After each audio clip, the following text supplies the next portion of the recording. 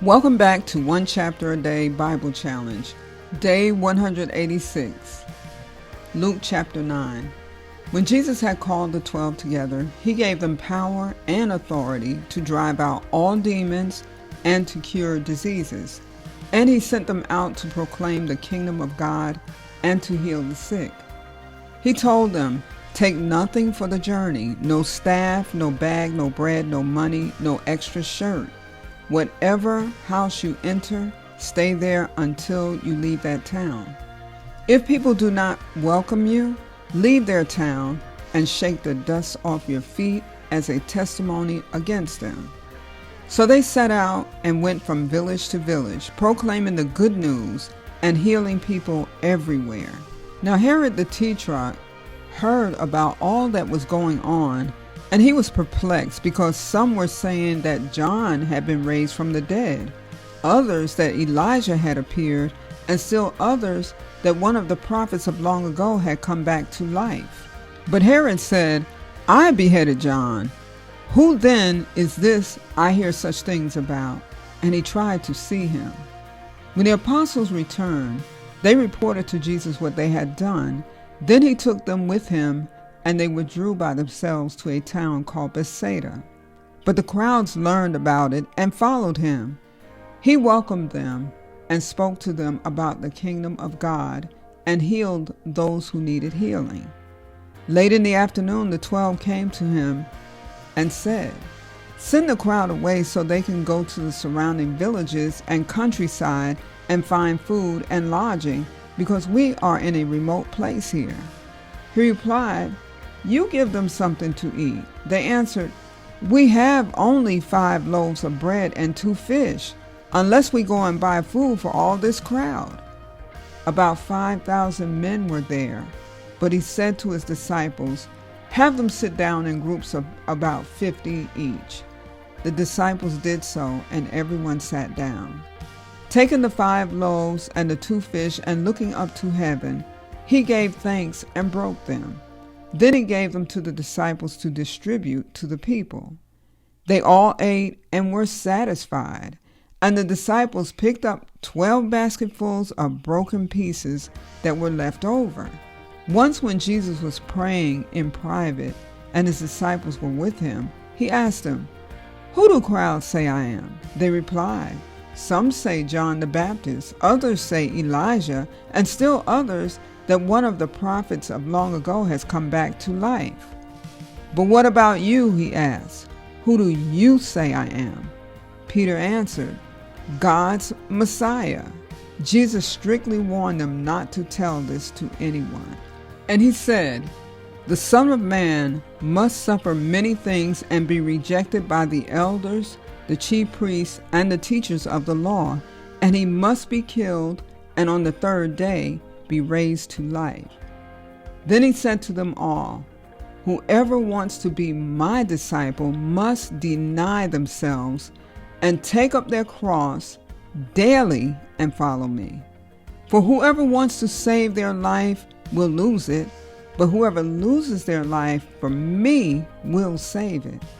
What good is it for someone to gain the whole world and yet lose or forfeit their very self? Whoever is ashamed of me and my words, the Son of Man will be ashamed of them when he comes in his glory and in the glory of the Father and of the holy angels. Truly I tell you, some who are standing here will not taste death before they see the kingdom of God." About 8 days after Jesus said this, he took Peter, John, and James with him and went up onto a mountain to pray. As he was praying, the appearance of his face changed, and his clothes became as bright as a flash of lightning. 2 men, Moses and Elijah, appeared in glorious splendor, talking with Jesus. They spoke about his departure, which he was about to bring to fulfillment at Jerusalem. Peter and his companions were very sleepy, but when they became fully awake, they saw his glory and the 2 men standing with him. As the men were leaving Jesus, Peter said to him, "Master, it is good for us to be here. Let us put up 3 shelters, one for you, one for Moses, and one for Elijah." He did not know what he was saying. While he was speaking, a cloud appeared and covered them, and they were afraid as they entered the cloud. A voice came from the cloud saying, "This is my son, whom I have chosen. Listen to him." When the voice had spoken, they found that Jesus was alone. The disciples kept this to themselves and did not tell anyone at that time what they had seen. The next day, when they came down from the mountain, a large crowd met him. A man in the crowd called out, "Teacher, I beg you to look at my son, for he is my only child. A spirit seizes him and he suddenly screams. It throws him into convulsions so that he foams at the mouth. It scarcely ever leaves him and is destroying him. I begged your disciples to drive it out, but they could not." "You unbelieving and perverse generation," Jesus replied, "how long shall I stay with you and put up with you? Bring your son here." Even while the boy was coming, the demon threw him to the ground in a convulsion. But Jesus rebuked the impure spirit, healed the boy, and gave him back to his father. And they were all amazed at the greatness of God. While everyone was marveling at all that Jesus did, he said to his disciples, "Listen carefully to what I am about to tell you. The Son of Man is going to be delivered into the hands of men." But they did not understand what this meant. It was hidden from them, so that they did not grasp it, and they were afraid to ask him about it.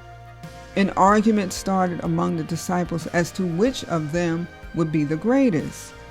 Jesus, knowing their thoughts, took a little child and had him stand beside him.